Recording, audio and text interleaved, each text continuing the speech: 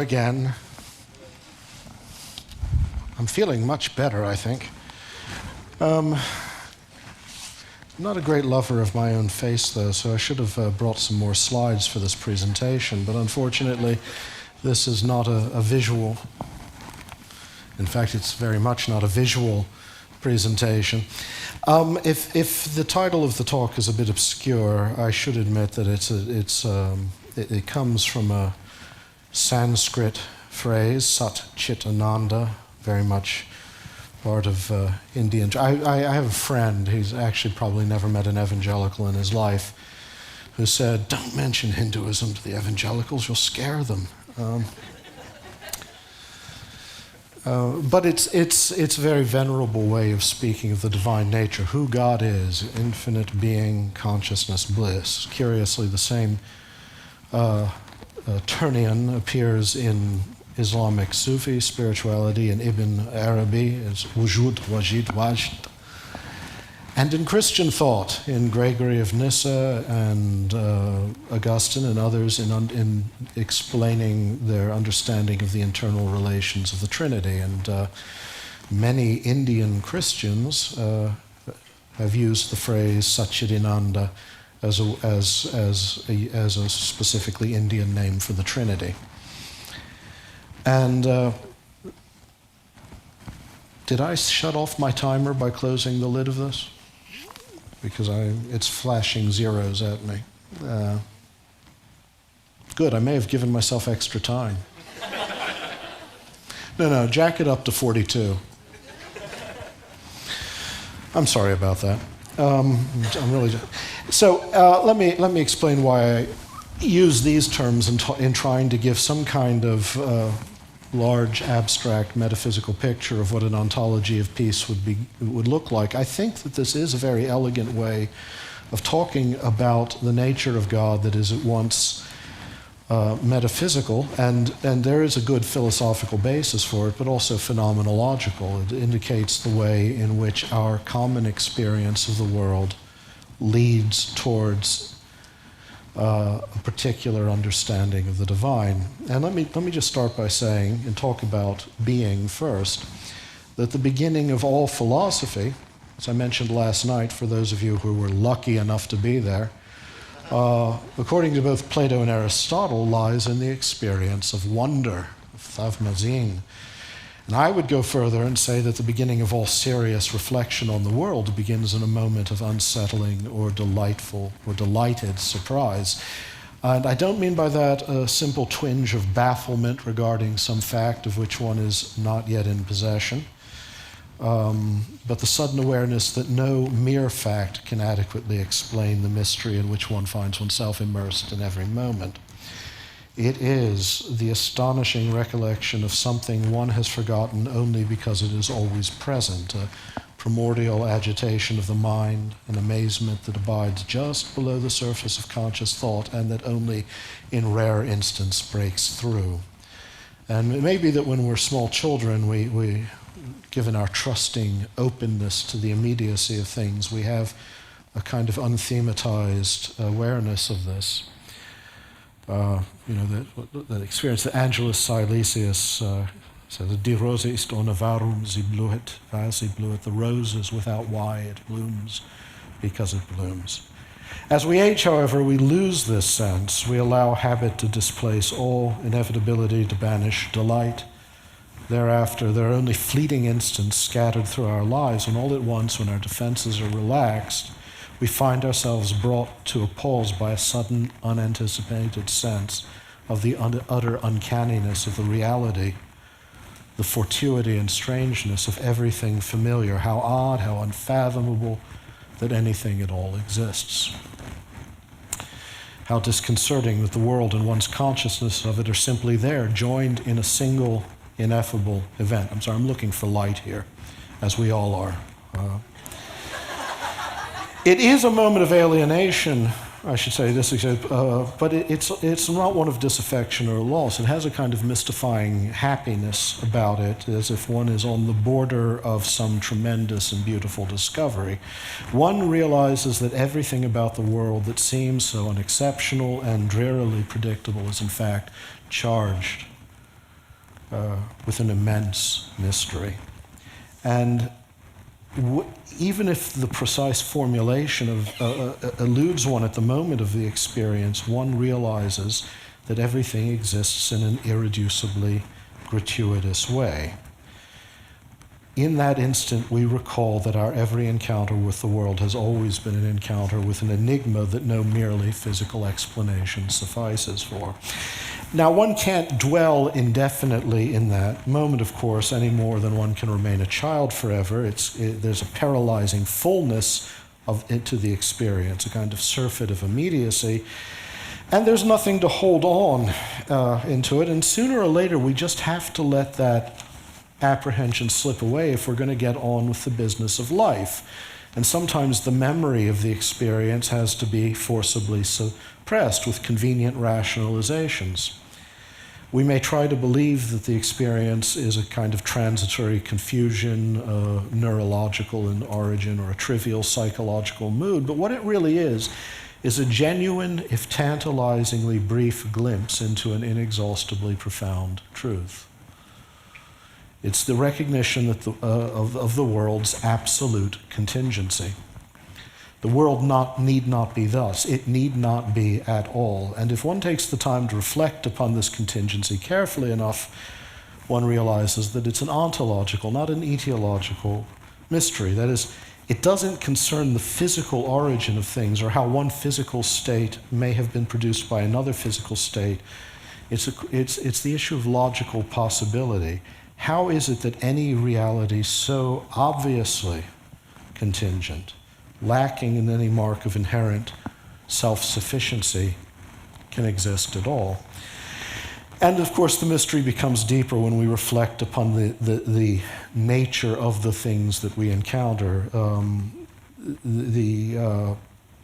I guess you'd call it the ontological poverty of everything physical, the total reliance for its existence in every instance upon realities outside itself, the impermanence, the mutability, the composite and dissoluble nature of all things, temporality, the lack of any complete identity in themselves. Everything is always in the process of becoming something else, and hence in the process of becoming nothing at all. Nothing has its actuality in itself. In traditional scholastic language, a thing's essence and its existence are both adventitious. It receives both and participates in both and never possesses either as a sort of impregnable reality unto itself. They're evanescent gifts. Another way to say it, everything is a synthesis of identity and change, of being and becoming, of existence and non-existence. Or as another scholastic formula has it, everything's potential is always in every instant being collapsed into the actual, which means foreclosing every other possible actuality for that thing. And so everything is always partaking of being, but never really possessing it in itself. Now, I'm not going to rehearse all the traditional arguments that say, as a result of this, that say the logic of a reflection on contingent being points towards absolute being. I happen to think that in the main, those are good arguments and can be, that they show how.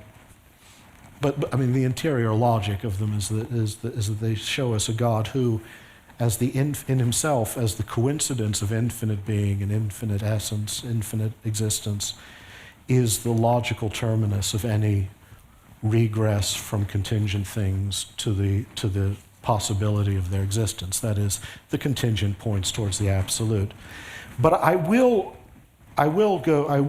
say, just to make it clear, that the underlying logic of all these arguments is that if our apprehension of existence is correct, there cannot be only contingent realities. If beyond the scintillating, shifting, intermingling, coalescing, dissolving spectacle of the finite, there's no reality that is independent, changeless, self-explanatory, then nothing at all could ever come into existence or be sustained in existence. Because on the far side of all contingent things lies nothingness, and nothing comes from nothing on its own. This means, what's interesting about this, then, just as a sort of metaphysical and phenomenological apprehension at once, is that everything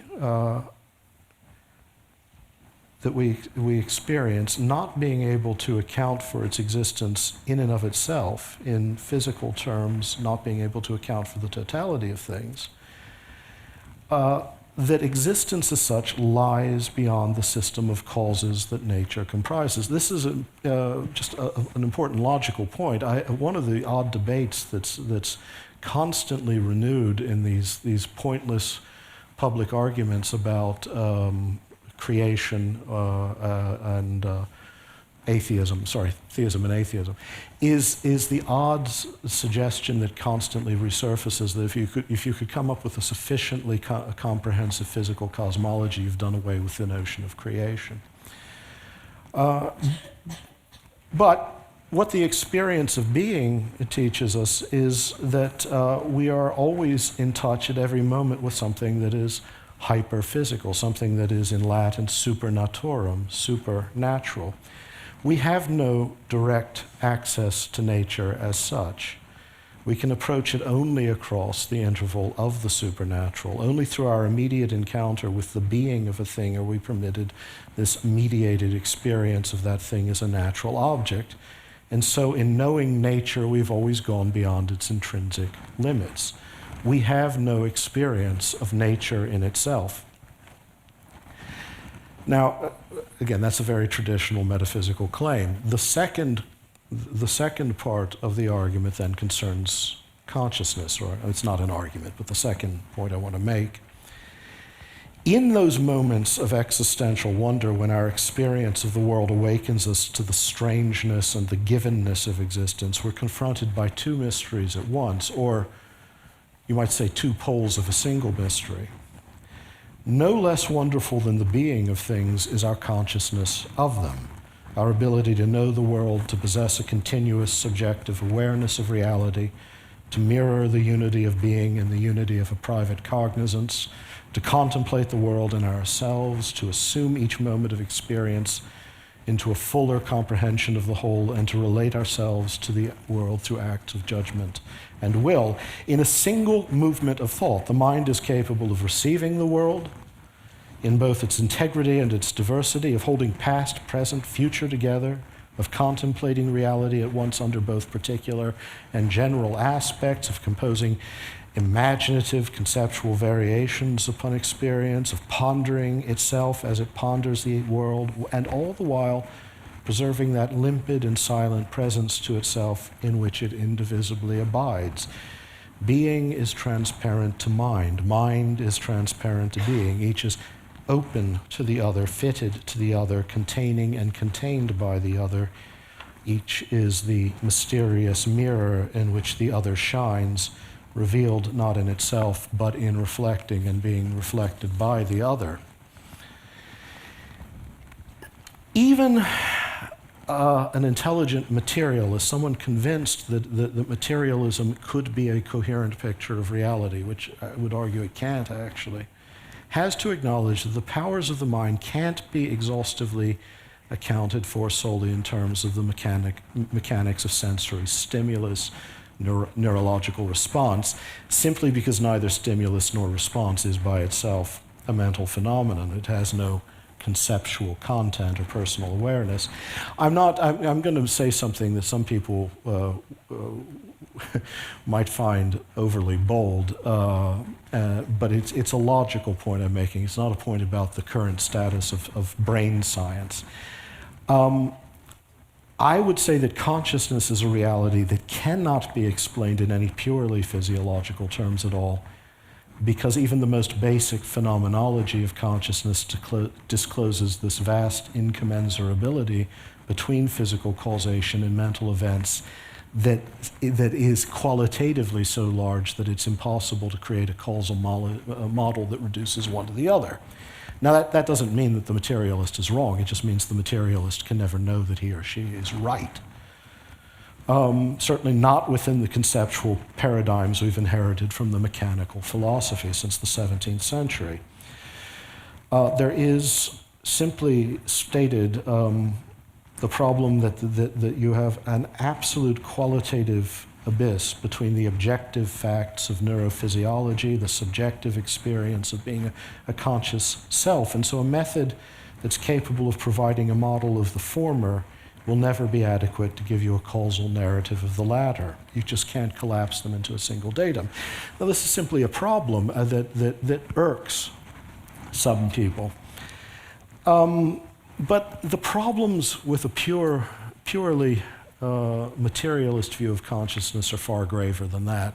I can't enumerate them all here.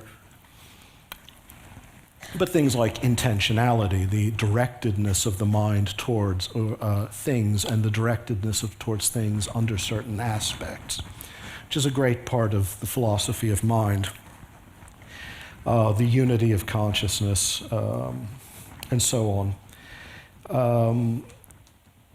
If you take seriously an unreconstructed physicalist view of reality, there's simply no way of giving a plausible account of these things that doesn't suggest that at some point something magical occurs and the physical is inverted into the mental. But I'm not going to dwell on that. What I'm going to say is here too you have an instance where this basic experience, in this case consciousness, opens up to a series of very traditional metaphysical arguments that move from the immaterial aptitudes of mind and the openness of being and consciousness one to the other to the conclusion that the true order of the ultimate causes of reality is the opposite of a materialist one, in that in some sense mind, divine mind, is the source of the being of all things, that the fullness of being upon which all contingent things depend is a limitless act of knowledge. So here again, even in our consciousness, we find that we can approach nature only across the interval of a reality that is supernatural, and I'm using that just in a very squingingly technical sense. It is beyond the physical narrative. It is something that can't be taken into account in the physical narrative, but has to be presupposed. For instance, why can't there be a physical explanation of existence? Well, because anything physical is by definition something that exists. So there cannot be a physical cause of existence. In the case of consciousness, the arguments are of another sort. But again, we find that our immediate experience of the world is not an experience of a self-sufficient natural order. Now, the third point then to make is that consciousness does not merely passively reflect the reality of the world, submissively registering sensory data like wax receiving the impress of a signet. It's a dynamic movement of reason and will towards reality. Subjective consciousness becomes actual only through intentionality, and intentionality is a kind of agency directed towards an end. I'm presuming perhaps a familiarity with philosophical terms I shouldn't. But this is a very old term in philosophy of mind. It actually goes back to the Middle Ages. Intentionality doesn't just mean a disposition of the will. It means actually the mind has to be directed towards, in any number of ways, the objects of cognition, the objects of thought, the objects of will, under certain specific aspects that it supplies, that are not there, that aren't simply emanations of that object, but that object as. And this has always been a problem for a properly materialist model of mind, because in the mechanical philosophy, which we've all inherited, matter is the whole point of the mechanical nature is that matter is inherently mindless. It has no telos. It's not directed towards an end. Every mechanical function is more or less the accidental result of efficient forces. Now, what am I saying then? To know anything, the mind has to be actively disposed towards things outside itself, at work interpreting experience through concepts that only the mind can supply, organizing what it receives from the senses into form and meaning. The world is intelligible to us because we reach out to it or reach beyond it, coming to know the endless diversity of particular things within the embrace of more general, even more abstract yearning for a knowledge of truth as such, and by way of a sort of aboriginal inclination of the mind towards all of reality as an intelligible whole. There simply is no such thing, and I'm not just stating this dogmatically. I mean, I think there's been good phenomenological and philosophical work done down the centuries on this. There simply is no such thing as knowledge devoid of desire. You could not make cognitive sense of a glass of water or a tree on a hill apart from the action of your mind towards some end found either in that thing or beyond that thing. And so all knowledge involves an adventure of the mind beyond itself. The will is of its nature teleological, and every rational act is intrinsically purposive. One can't so much as freely stir a finger without the lure of some aim, proximate or remote, great or small, constant or evanescent.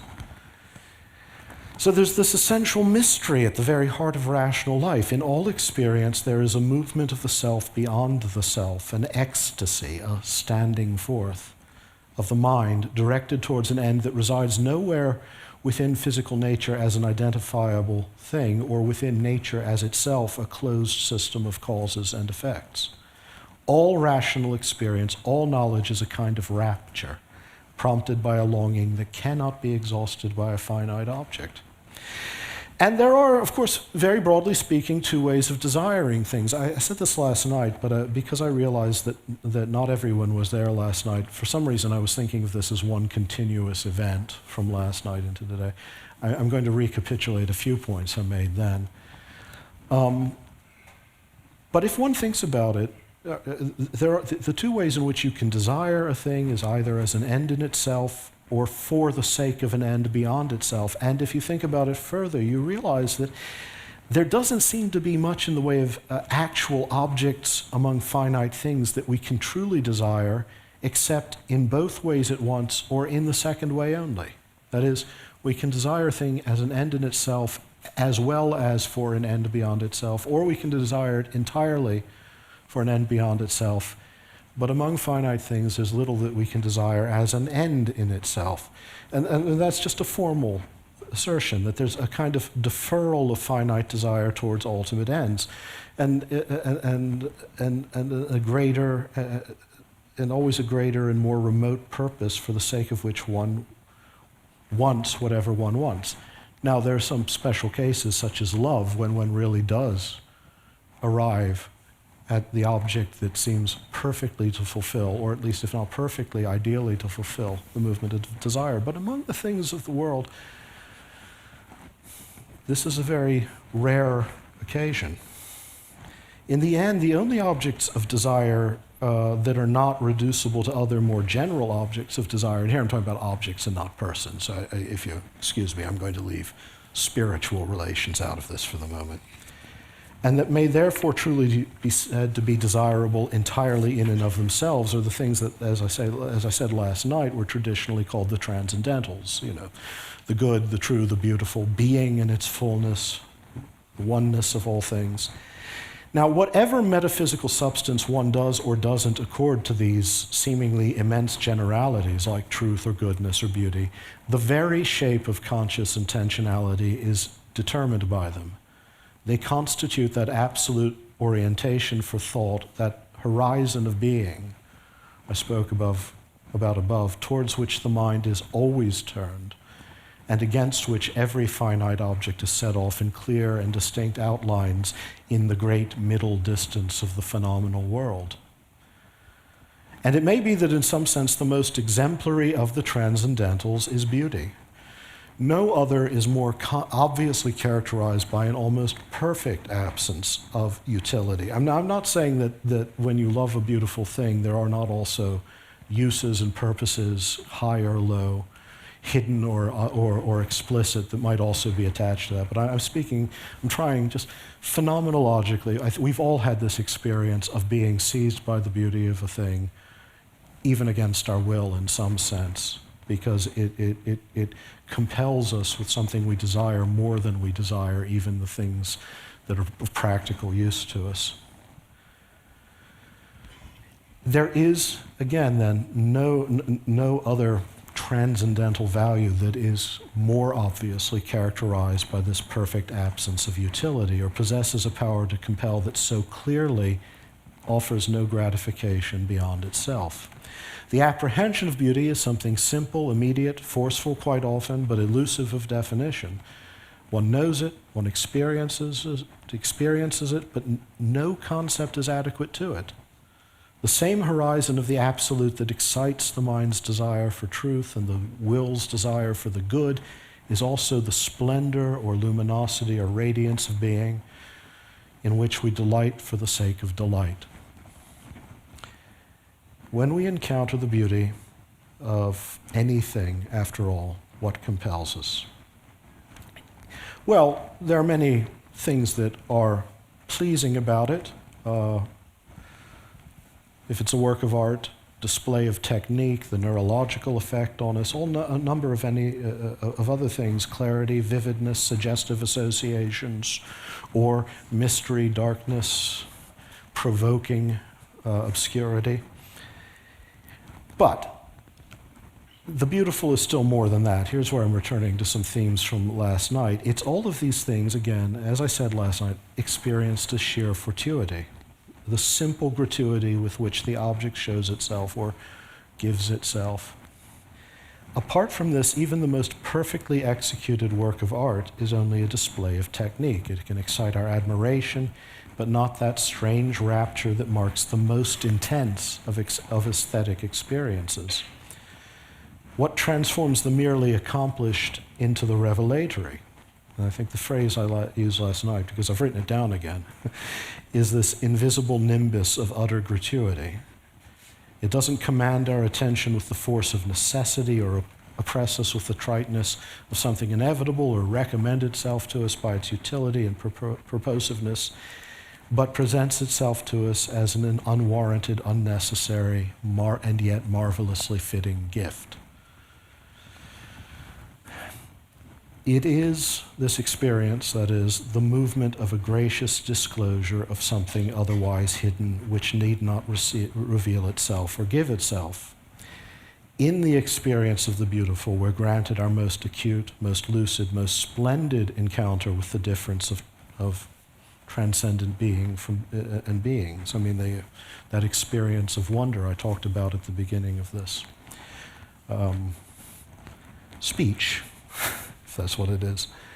The beautiful affords us our most perfect experience of that existential wonder. It stirs us from our habitual forgetfulness of being. It grants us a moment of particularly privileged awakening. And other things can grant us this awakening as well.